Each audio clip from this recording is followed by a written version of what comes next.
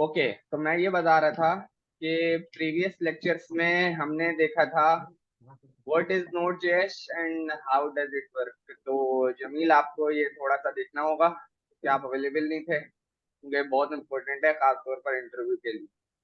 सही है। ओके। और नंबर 2 है व्हाट इज V8 इंजन, ये भी बहुत इंपॉर्टेंट है। नंबर 3 है how to run node JS. ठीक है, ये हमारे मेन सवाल थे प्रीवियस वीडियो में, लास्ट वीडियो। ठीक है। ठीक है, तो हम अब आगे बढ़ते हैं। आसान लफ्जों में अगर मैं थोड़ा सा रिवाइज करवाऊं तो ये जैसे कि हमारा फोल्डर है, ठीक है, जिसमें मेरे पास अभी दो फाइल्स हैं। एक सर्वर डॉट जेएस की फाइल है which is a main file, और एक पैकेट डॉट जेसन की फाइल है। किसी किस्म की भी हमें लाइब्रेरी इंस्टॉल वगैरह करनी होगी तो उसके लिए पैकेट डॉट जेसन की फाइल रिक्वायर्ड है। ठीक है, ये हमारा सर्वर है किसका, नोड जेएस का, जो हमारा रन टाइम पे चलेगा सर्वर साइड पर, मतलब बैक एंड पर, यानी ये बैक एंड है। ठीक है, तो यहाँ पे चलेगा। और ये हमारी जो है फाइल है जिसपे हमने चलाकर देखा था कि कोई भी चीज अगर रन होनी है तो वो किस तरह होगी। ठीक है, तो हम ऐसे करते हैं कि अगेन स्टार्ट करते हैं। मैं अब बना लेता हूँ दो वैल्यूज। ठीक है, const num1 is equal to 5,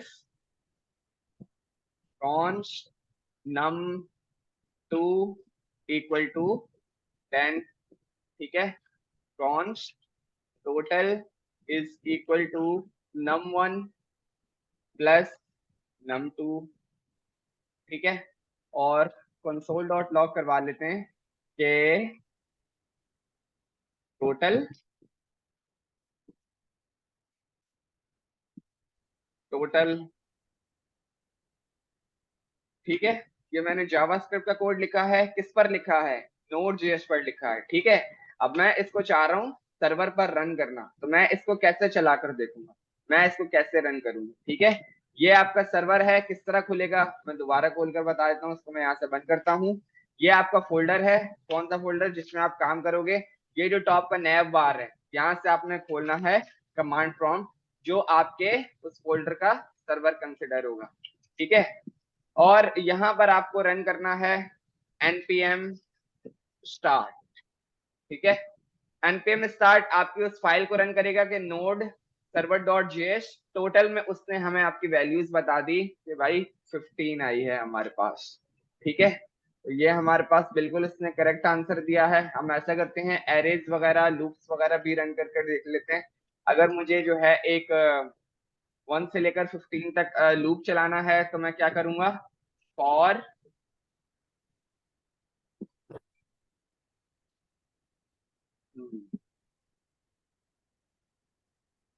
var let I equal to 1, I should be less than equal to less than,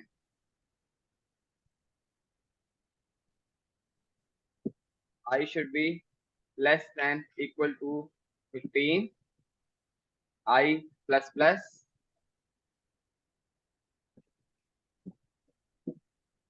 console.log I। सही है, सेव करते हैं, वापस आते हैं। बार बार आपको अपना सर्वर रन करने के लिए जो है एक दफा सर्वर क्लोज करना होगा, कंट्रोल सी और CLS की कमांड। ठीक है, और उसके बाद npm start की जो आपकी कमांड है वो आपको अगेन रन करनी होगी। एंटर जब मैंने उसको किया तो उसने मुझे 1 से लेकर 15 तक का एक मुझे लूप चलाकर दे दिया, जो मैंने आपको चलाकर दिखाया था। ठीक है, एक एरे की एग्जांपल भी कर लेते हैं। const arr is equal to array,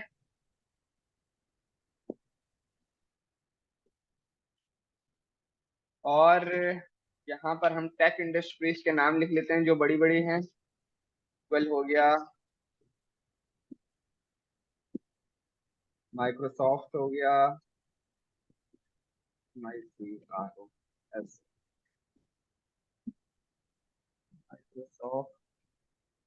यहाँ पर डॉट नहीं आएगा, कॉमा आएगा, कॉमा फेसबुक हो गया, कॉमा एप्पल, कॉमा अमेजोन। ठीक है, इसको भी रन करके देख लेते हैं। console.log। ठीक है, सेव करते हैं, वापस आते हैं, control double C CLS npm। ठीक है, बिल्कुल हमारे पास एरे आ रही है। एक छोटी सी लॉजिक लगाकर देख लेते हैं कि भाई मैं चेक कराना चाह रहा हूँ कि क्या इसके अंदर फेसबुक एग्जिस्ट करता है या नहीं, वो भी लगाकर देख लेते हैं। आते हैं जल्दी से यहाँ पर, const is text exist is equal to ARR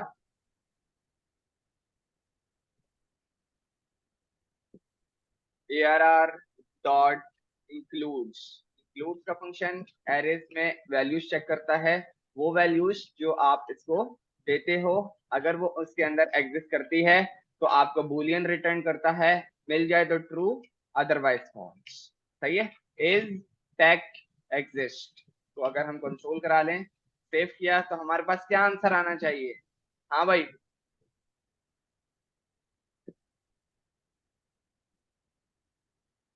yes आना चाहिए, ट्रू आना चाहिए, ट्रू आना चाहिए सर, ट्रू ट्रू।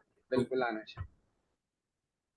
सही है, सेव करते हैं, वापस आते हैं, डबल CLS npm start। ठीक है, बिल्कुल मेरे पास ट्रू आ रहा है। ठीक है, तो मैंने आपको क्या करके दिखा दिया, मैंने आपको वो तमाम कोड्स जो आपने जावास्क्रिप्ट, रिएक्ट और रिएक्ट नेटिव पे रन किए हैं, मैंने वो आपको Node.js पे चलाकर दिखाए हैं, जो कि सर्वर पर रन होती है। ये आपका सर्वर कहलाएगा राइट नाउ के लिए। ठीक है, कमांड प्रॉम्प्ट जो है, ठीक है, और इसका जितना भी आउटपुट होगा वो आपको यहीं पर दिखेगा। ठीक है, और हम अगर थोड़ा सा थ्योरी को मजीद एलेबोरेट करें, ठीक है, वो क्या क्या कह रहा था, एक दफा दोबारा रिवाइज कर लेते हैं। Node.js is a cross platform open source. Cross platform मतलब सबके लिए है, ओपन सोर्स सबके लिए है। ठीक है, server environment that run on Windows, Linux और ETC जितने भी हैं सर, मतलब सर्वर एनवायरनमेंट, हाँ बिल्कुल सर्वर एनवायरनमेंट है, यहाँ रन हो रहा है ना, तो ये सर्वर ही कहलाएगा। आप देखो ना, वो उसके से पहले आपको जो आपकी फाइल है server.js, हमारी फाइल का नाम server.js है, जिसपे वो npm की स्टार्ट की कमांड चलने पे बता रहे कि भाई नोड का सर्वर उसने स्टार्ट कर दिया है, जो आपकी फाइल रन हुई है वो server.js है। ठीक है, और उसके बाद वो बोला is a backend JavaScript run time environment. बिल्कुल ये रन टाइम एनवायरनमेंट है, ये आपकी कोई प्रोग्रामिंग लैंग्वेज नहीं कहलाएगी। सही है, रन्स ऑन V8 इंजन। इसको कैसे पता चल रहा है Node.js को कि भाई ये यहाँ पे जो लिख रहा है, तो मुझे उसको इस तरीके से यहाँ पर दिखाना है, उसके पीछे जो काम हो रहा है वो क्रोम V8 इंजन का हो रहा है। ये इसकी सारी डिटेल मैंने आपको प्रीवियस वाली वीडियो में शेयर की है, आप लोग वहां से लाजमी देखो, और आपको ताकि मजीद आइडिया हो जाए कि काम हो किस तरह रहा है। ठीक है, ये हो गया। अच्छा, अब देखते हैं कि भाई हमारे पास और क्या क्या हो सकता है। ठीक है, अच्छा अब मैं थोड़ा सा एक्सप्लेन करता हूँ कि हमने करना क्या है और हमने बनाना क्या है। ठीक है, सबसे पहले आते हैं थोड़ा सा एपीआईज पर। ठीक है, क्योंकि हमने बनानी है एपीआईज। एपीआईज को इंटीग्रेट करना तो सीख ले आए, एपीआईज को बनाना सीखा नहीं है। एपीआईज की डिटेल में हम अभी तक नहीं गए कि भाई है क्या, बन किस तरह रहा है, हो क्या रहा है, वो चीजें बताओ। ठीक है, मैं आ जाता हूँ कहां पर, Jason place holder typicode.com,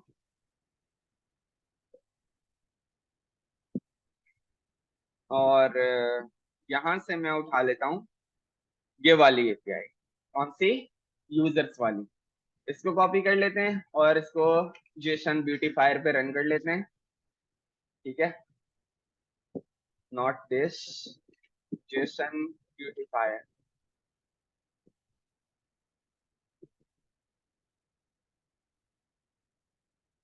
URL मांग रहा है, यूआरएल इसको देते हैं, ये रहा हमारा यूआरएल।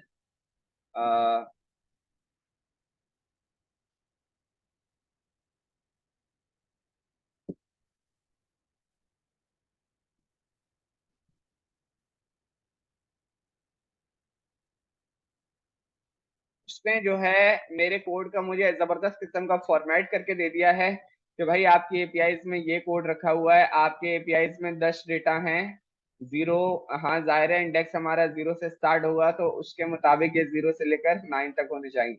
हम खाली, और उसके अंदर हर ऑब्जेक्ट के अंदर 8 प्रॉपर्टीज है, वो 8 करके जो बता रहा है वो आपकी प्रॉपर्टीज है, ठीक है।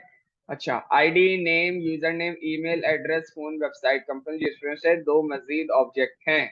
अच्छा, थोड़ा सा इस एपीआई को जो है, जो भी हमने ली थी उसको थोड़ा सा समझने की कोशिश करते हैं। दोबारा आता हूँ मैं यहाँ पर, कॉपी किया, डब्ल्यू, वापस आ, कहाँ पर, यहाँ। सबसे पहले तो पढ़ते हैं ना व्हाट इज एपीआई, ये पढ़ते हैं और इसको हम थोड़ी देर में वो देखेंगे कि ये क्या है। एपीआई की तरफ आ जाते हैं थोड़ा सा। W API, what is API, ठीक है। इसको थोड़ा सा देख लेते हैं।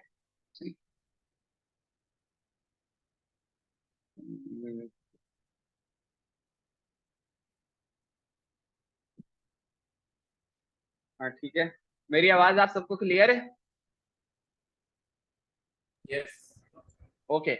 अच्छा, एपीआई से रिलेटेड अगर मैं आसान लफ्जों में बताऊं, जो कि मैं पहले आप लोगों को बहुत अच्छे से बता चुका हूं कि पहले देखते हैं ये क्या कह रहे हैं। An application programming interface is a way for 2 or more computer programs to communicate with each other. It is a type of software interface offering a service to other pieces of software, a document or standard that describes how to build or use such a connection or interface is called an API specification, ठीक है। मेरे पास एक code है, ठीक है, और किसी जगह पर एक कोड रखा हुआ है, ये कोड रखा हुआ है, सही है, ठीक है। अगर मुझे इस कोड के साथ कम्युनिकेशन करना होगा तो मुझे कोई एपीआई इंटीग्रेशन करनी पड़ेगी, एपीआई इंटीग्रेशन की कुछ फंक्शनैलिटी लिखनी पड़ेगी, क्योंकि मुझे ये कोड चाहिए, मुझे इस कोड के साथ कम्युनिकेट करना है। कोड के साथ कम्युनिकेट करने का मतलब है मुझे इसको अपने पास चलाना है, इसको अपने तरफ से अपने हिसाब से इसको मॉडिफाई करके रेंडर करना है, सही है। तो उसके लिए जो चीज हमारा काम करेगी वो होगी ये, दिस इज कॉल्ड एपीआई, ठीक है। अब अगर इसको थोड़ा सा समझें कि यार ये है क्या, तो फिर हम आते हैं इसको थोड़ा सा समझते हैं कि भाई ये जो लाइन है ये है क्या। सबसे पहले हम देखते हैं ये क्या है, HTTPS, hyper text transfer protocol, और किसी किसी जगह पे एस होता है, किसी किसी जगह पर एस नहीं होता, which is stand for secure. HTTPS मतलब ये सिक्योर है, जहां एस नहीं होगा वो मोस्ट प्रोबेबली सिक्योर नहीं होगा। और फिर एक एरिया का नाम आता है देश डॉट कॉम तक का एरिया, और उसके बाद स्लैश करके जो आपका एरिया होता है वो आपका एंड पॉइंट होता है। ये आपका ये जो एरिया होगा ये आपका HTTPS वाला एरिया हो गया, एरिया नंबर 1, सही है। इसको मैंने एक जगह पे तोड़ लिया, ठीक है, इसके साथ ही यही है। और उसके बाद आपका area number 2 which is this, किस डोमेन पे वो आपका जो पार्ट है वो होस्टेड है, ठीक है। और फिर आपका एंड पॉइंट क्या है, सही है। ये हमारे लिए बहुत काम की बात है कि भाई ये एरिया क्या है, ठीक है। अभी जो हमारा एनवायरनमेंट है, जो हमारे सर्वर का एनवायरनमेंट है, ये अभी लोकल है, ठीक है। और इस वाले ये जो प्रोजेक्ट है, ये जो एरिया है, ये अगर आप बोलो किसी कोई अगर पूछे तो भाई ये कहाँ होस्टेड हुआ है, एंड पॉइंट अगर आप हटाओ तो ये वाला जो एरिया है ये कोड अभी यहाँ पर डिप्लॉय हुआ है, सही है, इस वाले प्लेटफॉर्म पर, जेसन प्लेस होल्डर और टाइपी कोड डॉट कॉम, यहाँ पर अभी ये डिप्लॉयड हुआ है एप्लीकेशन, इस ये वाली जो है यहाँ पर रखी हुई है, सही है। और अगर आपको एंड पॉइंट्स देखने हैं, इस वाले एंड पॉइंट्स पे ये है, इस वाले एंड पॉइंट्स पे ये है। एंड पॉइंट्स मतलब अगर मैं पोस्ट खोल लूं तो अब अगर आप पोस्ट लिखोगे तो पोस्ट वाले एंड पॉइंट पे आपको ये वाला डेटा मिलेगा। ठीक है, ये एपीआई अभी तक आप इंटीग्रेट करना सीखे हो, सही है, आप बनाना नहीं सीखे। ठीक है, जब आप बनाना सीख जाओगे तो आप एक किस्म का फुल स्टैक डेवलपर कहलाओगे। सही है। अच्छा, किसी का कोई सवाल है अभी तक?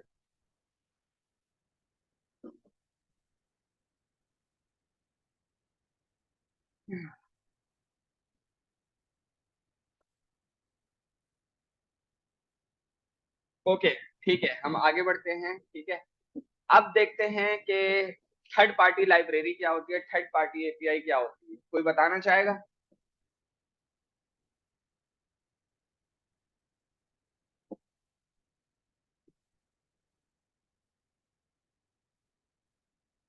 आवाज आ रही है ना सर थर्ड सबको? पार्टी से मुराद ये है कि मतलब हमारी नहीं हो, किसी और की हो। बिल्कुल।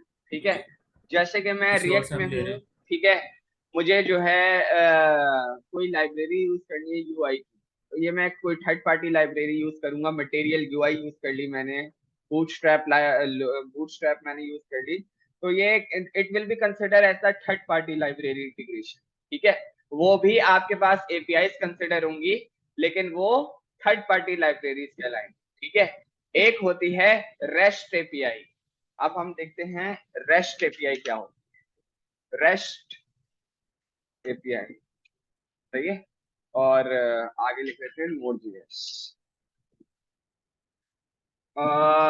ये मेरे पास आउटपुट किस तरीके का आ रहा है ये मेरे को आइडिया नहीं है। रेस्ट एपीआई अगर हम लिखें, हाँ ठीक है। ठीक है, rest is a what is a REST API? An API or application programming interface is a set of rules that define how application or devices can connect to and communicate with each other. बिल्कुल, अभी मैंने यही बात बताई। A REST API is an API that conforms to the design principles of the REST or representational state transfer architecture style. ठीक है, images पर आ जाते हैं, इमेजेस पर थोड़ी देर में जाते हैं, इधर भी देख लेते हैं। ओके, ठीक है, सही है।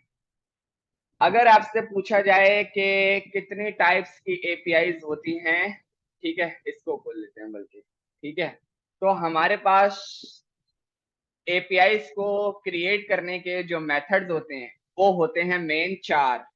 Number one, gate. गेट का मतलब है कभी भी कोई डेटा आपको फेच करके लाना है। ठीक है, अगर मैं यहाँ पे ये खोल लूँ gstempplaceholder.com और यहाँ पर मैंने खोल लिया यूजर्स। ठीक है, भाई मैंने बोला ये यूजर्स हैं। ठीक है, कि अगर इसकी लेंथ में देखना चाहूँ तो मैं इसकी लेंथ कहाँ से देख सकता हूँ? मैं इसकी लेंथ देख सकता हूँ, यहाँ लिखा हुआ है 10 यूजर्स, तो इसका मतलब है 10 ही होंगे। ठीक है, तो अगर मुझे इसको अपने पास बुलाकर चलाना है तो इसका मतलब है मुझे इस डेटा को अपने पास फेच करना है। ठीक है, तो उसके लिए आपके पास जो मेथड यूज होता है वो होता है गेट। ठीक है, अच्छा, और अगर मैं कह रहा हूं कि यार ये यूजर्स हैं, मुझे इनमें एक डेटा ऐड करना है, मुझे यहाँ पर डेटा भेजना है, सही है, यहाँ पर डेटा आकर सेव हो जाए। जब भी आप सर्वर पे या डेटाबेस पे किसी किस्म का डेटा सेंड करोगे, ठीक है, तो उसके लिए आपके पास एपीआई का जो मेथड यूज होगा वो होगा पोस्ट। ठीक है, पोस्ट मेथड यूज होगा जब भी डेटा आपने सर्वर पर भेजना है, जब भी डेटा आपने डेटाबेस पर भेजना है। सही है, ओके। Number three, delete. जब भी आपने सर्वर से डेटाबेस से कोई डेटा डिलीट करना होगा तो आपका डेफिनेटली आप जो एपीआई का मेथड यूज करोगे वो डिलीट का यूज करोगे। ऑल अदर्स भी चल सकते हैं, क्या चल सकते हैं, लेकिन उसके लिए क्या कस्टमाइजेशन और रिक्वायरमेंट है वो आप वक्त के साथ साथ देखोगे। और इसके अलावा आपके पास एपीआई का जो चौथा टाइप है वो है पुट फॉर मॉडिफिकेशन और अपडेशन। कोई भी डेटा आपने अपडेट करना हो, सही है, उसको एडिट करना हो, एडिट करके अपडेट करना हो, तो उसके लिए आप यूज करोगे पुट। ठीक है, और HTTP इन सारे मेथड से ऊपर इस वजह से लिखा हुआ है, जैसे कि मैंने आपको बताया कि सपोज करो कि जैसे कि ये एक एपीआई है जो क्या कर रही है, आपका यूजर्स का डेटा फेच करके ला रही है, जिसमें जो ये वाला एरिया है वहां पर वो ये बताएगा कि आपका जो डेटा है वो क्लाउड के किस वाले कहां पर रखा हुआ है। ठीक है, तो उसके लिए वो यकीनन कोई HTTP रिक्वेस्ट होगी, सही है, और जिसके जरिए से आपको पता चलेगा कि भाई कहाँ पर डेटा रखा हुआ है और किस एपीआई को आपने हिट लगाना है, सही है। तो वो आपकी HTTP रिक्वेस्ट कहलाती है। ये क्लाइंट है, मतलब ये मेरा ब्राउजर है, ये मैंने यहाँ से हिट लगाई इन कोई भी मेथड्स पर, यकीनन मेरे पास कोई ऐसे यूआरएल होंगे, स्लैश सर्वे, सही है, स्लैश सर्वे स्लैश सर्वे स्लैश 123 स्लैश सर्वे स्लैश 123 स्लैश रिस्पॉन्स। अगर इसको थोड़ा सा, अगर हम इसको थोड़ा सा वो करें कि भाई ये क्या है, तो फिर आप ये देख लो, भाई मैंने स्लैश यूजर्स लिखा तो उसने स्लैश यूजर्स ला कर दिया। थोड़ा सा और इलेबरेट करते हैं, मैं आया यहाँ पे github.com, मैंने github.com की मेन लोकेशन को रेंडर किया तो उसने मुझे क्या ला कर दिया, अभी हम देखते हैं। उसने मुझे भाई बोला कि ये गिटहब की न्यूज फीड है, सही है, मतलब यहाँ पर अगर मैं इसको कंसोल कराऊं तो ये जो ये वाला एरिया रेंडर हो रहा है आपके पास, ये वाला एरिया, ये असल में कहां पर, किस किस एंड पॉइंट पे रेंडर हो रहा है, ये रेंडर हो रहा है इस स्लैश पर, इस स्लैश पर, ये जो आपको स्लैश दिख रहा है लास्ट वाला, ये वाले स्लैश पर रेंडर हो रहा है, ठीक है। और आपका जो सर्वर कहां पर डिप्लॉयड है, वो यहाँ पर डिप्लॉयड है। मैं इसको कॉपी करके जो है नोटपैड पे खोल लेता हूँ क्योंकि सही नजर नहीं आ रहा है, ठीक है। जो सर्वर डिप्लॉयड है वो आपका यहाँ पर डिप्लॉयड है और यकीनन क्लाउड पे रखा हुआ है तो HTTPS लाजमी लगेगा, और स्लैश ये आपका एंड पॉइंट है जिसके जिसके बिहाफ पर ये डेटा आपको यहाँ पर रेंडर हो रहा है।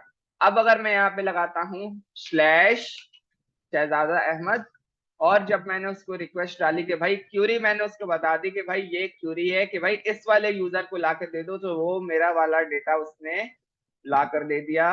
और अब अगर मैं इस एपीआई को यहाँ पर लिखूं तो ये मेरा यहाँ का एंड पॉइंट कहलाएगा, सही है। ये मेरी ये बताएगी कि भाई ये एक HTTP रिक्वेस्ट है और मैं कहाँ पर हिट लगा रहा हूँ, मैं इस वाले सर्वर पे हिट लगा रहा हूँ। मेरी बात थोड़ी थोड़ी सही समझ आ रही है? जी हाँ भाई, बाकी सारे, सर।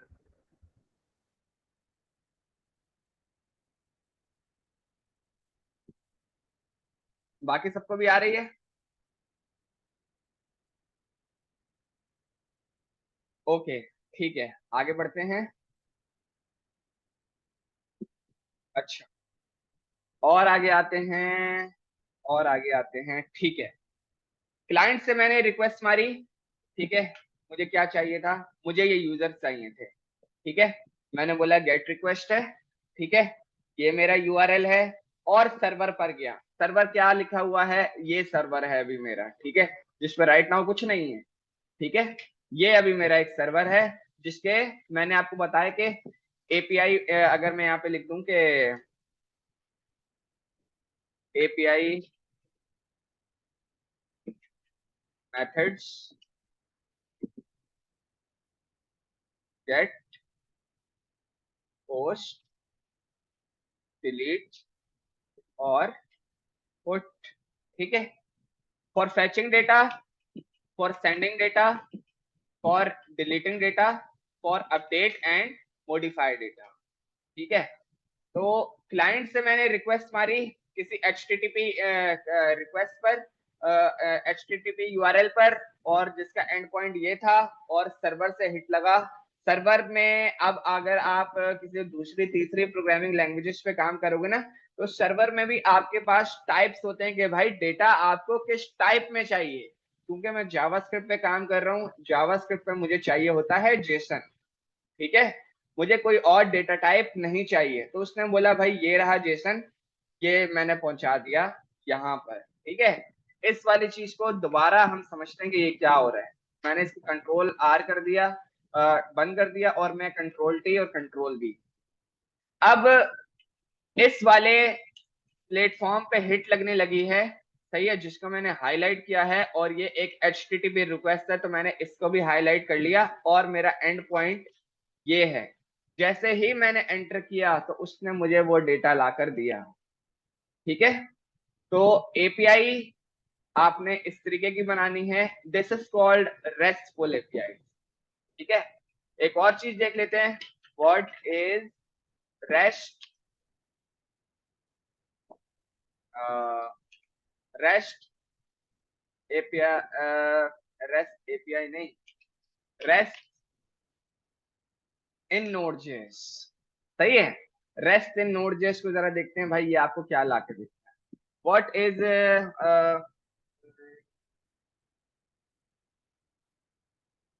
हाँ सही है,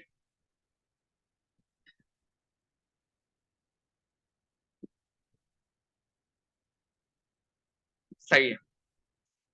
रिप्रेजेंटेशनल स्टेट ट्रांसफर, अगर आपसे कोई सिंपल पूछे, ये इंटरव्यू का मेन क्वेश्चन है नोड जेएस के, भाई रेस्ट क्या है, एपीआई की भी बात नहीं हो रही है, नोड जेएस में रेस्ट क्या है, मैं बार बार बात कर रहा हूँ रेस्टफुल एपीआई की, तो ये रेस्ट क्या है, रिप्रेजेंटेशनल स्टेट ट्रांसफर की शॉर्ट फॉर्म है रेस्ट, रिप्रेजेंटेशनल स्टेट ट्रांसफर। ठीक है, is a software architecture that imposes condition on how an API should work. REST was initially created by a guideline to manage communication or a complex network like internet. देखो, अगर मुझे समझो कि यहां मैंने ये एक डेटा बना दिया, यहां पर आ जाए const obj, obj is equal to this। ठीक है, my name, सही है, क्रिस, और कंपनी है गूगल। सही है, ये डेटा मुझे किसी एपीआई को भेजना है। ठीक है, तो अगर मुझे ये किसी एपीआई, किसी सर्वर पर, किसी डेटाबेस पर भेजना है, किसी सर्वर पर भेजना है, तो यकीनन यार मुझे कोई HTTP करके कोई एपीआई मुझे यकीनन मिलेगी, जिसके बिहाफ पर मैं ये डेटा को सेंड करूंगा। ठीक है, सबसे पहले तो बात आ गई कि डेटा सेंड करना है ना, तो फिर यहाँ पर मैंने कमेंट डाल दिया पोस्ट मेथड। ठीक है, ये हो गया मेरे पास पोस्ट का मेथड। और उसके बाद अगर हम एपीआई की बात करें, तो मैं अगर इसको उठा लेता हूँ, इसको मैं मॉडिफाई किस तरह करूंगा, मॉडिफाई मैं इस तरह करूंगा अपने अल्फाजों में, ये तो वो एरिया है जहां पर मुझे एक्सेस करना है कि भाई इस वाले सर्वर पर जाकर ऐड करो, लेकिन एंड पॉइंट क्या है, स्लैश यूजर्स स्लैश एड, और इंस्टेड ऑफ दिस .com/add/user। ठीक है, अब इसको थोड़ा सा और अंडरस्टैंड करते हैं, भाई ये क्या, ये हो क्या रहा है, समझ में नहीं आ रहा यार। ठीक है, तो ये चीजें इतनी आसानी से अगर नहीं समझ में आएंगी ना, तो ये आसानी, तो इसमें कोई मसले वाली बात नहीं है, आप टाइम लो, आप चीजों को अंडरस्टैंड करोगे यार हो क्या रहा है, इसी तरह समझ में आएगा। ये बोल रहा है HTTPS का ये मतलब है सिंपली, जो भी आपका डेटा रखा हुआ है वो किसी क्लाउड पे रखा हुआ है, सिंपल बात खत्म, दूसरी कोई बात नहीं। ठीक है, अब जैसे कि ये मैंने क्या बोला, ये मेरा लोकल सर्वर है, अभी इसको क्या बोलेंगे, लोकल सर्वर बोलेंगे, अभी जब आप काम करने बैठोगे तब आपको और समझ में आएगा, लेकिन फिर भी थ्योरी जरूरी है, इंटरव्यू के बाद आप काम करने बैठोगे, इंटरव्यू पास करके ही काम करने बैठोगे। सही है, ये मेरा भी लोकल सर्वर है, इनका सर्वर क्या है, इनका सर्वर ये है, इन्होंने अपना सर्वर यहाँ पर डिप्लॉय करवाया हुआ है। ठीक है, अब मैंने क्या करना है, यूजर ऐड करना है, तो मैंने सर्वर को डायरेक्ट हिट नहीं लगाऊंगा, जो रिक्वायर्ड मेरा एंड पॉइंट होगा मैं वहां पर हिट लगाऊंगा, ताकि भाई पता चले सामने वाले को कि भाई डेटा ऐड होने के लिए मुझे यहां से रिक्वेस्ट आई है, जिसके लिए मेरे पास कंप्लीट एपीआई जो है वो ये है। सही है, इस तरह की अब आप एपीआईज बनाओगे, डेटा को अपने पास बुलाओगे, उसको मॉडिफाई करवाओगे, वापस भेजोगे, डिलीट करोगे, एडिट करोगे, लेकिन बात वही है, अभी भी डेटाबेस की बात नहीं हो रही, अभी मैं डेटाबेस पर नहीं आया, मैं सिर्फ आपको बैकएंड पढ़ा रहा हूँ, डेटाबेस पर बाद में आएंगे जब आपका बैकएंड थोड़ा सा भी मजबूत हो जाएगा कि हाँ भाई चीजें समझ में आने लग गई है, चीजें अंडरस्टैंड कैसे हो रही। मेरी बात सबको क्लियर है? हाँ,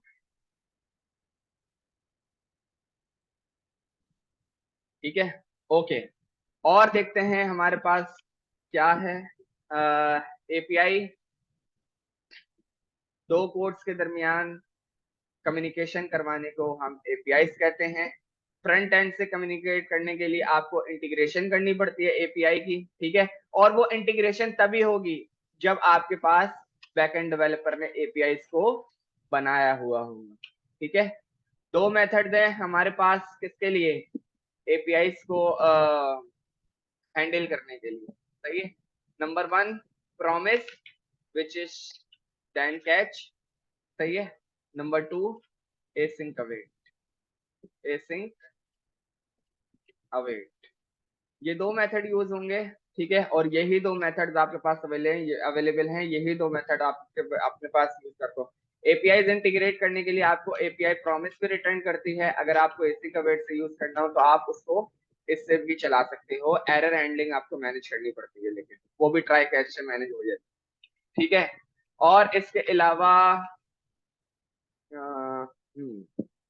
अब हम थोड़ा सा देख लेते हैं, इसको हम नेक्स्ट क्लास में कंटिन्यू करेंगे कि भाई एक्सप्रेस जेएस ये क्या है, ठीक है। एक्सप्रेस जेएस मोस्ट इंपोर्टेंट है, ठीक है, हमारे लिए most important express JS. Node JS को मैंने दो वीडियोस में बहुत डिटेल से बताया है, किसी को नहीं समझ में आया तो वो वीडियो को दोबारा से देखे और चीजें अपने पास नोट डाउन कर ले और अच्छे से समझ में आएगा, ठीक है। Express.js or simply Express is a backend web application framework for building RESTful APIs. ठीक है, mainly purpose RESTful APIs with Node.js. Released as free and open source software under the MIT license, it is designed for building web application and APIs. It has been called a de facto standard server framework for Node.js. Initial release November 16, 2010. Programming language JavaScript. Developer IBM. Licence और platform जो भी, ठीक है। आसान लफ्जों में मैं ये बताऊं कि नोड जेएस पे जब आप सिंपल कोर नोड जेएस पे जब आप एपीआईज बनाते हो ना, बहुत लंबी और शदीद तरीन कॉम्प्लेक्सिटी का सामना करना पड़ता है, ठीक है। तो जैसे कि अगर मैं आपको बताऊं कि भाई अगर आपको ये पेज डिजाइन करना है HTML CSS पर, तो यार CSS तो आपको इतनी लिखनी पड़ जाएगी कि मैं आपको क्या बताऊं, सही है। लेकिन अगर मैं बोलूं कि आप बूटस्ट्रैप यूज कर सकते हो, तो यार वो आपका ठीक ठाक काम बचा लेगा। वो आपको ये नेविगेशन भी बना के दे देगा, सर्च बार भी दे देगा, ये कार्ड्स भी बना के दे देगा, ये हॉरिजॉन्टल बार जो चल रहा है ये भी दे देगा। आधे से ज्यादा 50% से ज्यादा आपका काम बूटस्ट्रैप करके दे देगा, ठीक है। तो नोड जेएस के लिए जो मेन हमारा रैपर है, मेन जो हमारा हेल्पर है, वो है एक्सप्रेस जेएस। हम नोड जेएस में एक्सप्रेस जेएस को यूज करते हुए एपीआई को क्रिएट करेंगे। एक्सप्रेस जेएस एक फ्रेमवर्क है किसका, नोड जेएस का, जो कि जावास्क्रिप्ट पर लिखा गया है। मेनली पर्पस 80% इसका पर्पस जो है वो यूज हो रेस्ट एपीआई बनाने का है, जो कि नोड जेएस पर चलती है। बात समझ में आ रही है? इंशाल्लाह नेक्स्ट क्लास में हम जो है अपनी फर्स्ट एपीआई को क्रिएट करेंगे, डेवलप करेंगे by using node JS and express JS, और उसको चला कर देखें, ठीक है बॉयज। तो यहाँ पर ठीक हम है सर, क्लास को एंड करते हैं, किसी का अगर कोई इंशाअल्लाह। सवाल है तो वो पूछ लें। नहीं सर, समझ में तो आ गया। हाँ, आ गया सर, समझ में आ गया। ठीक है।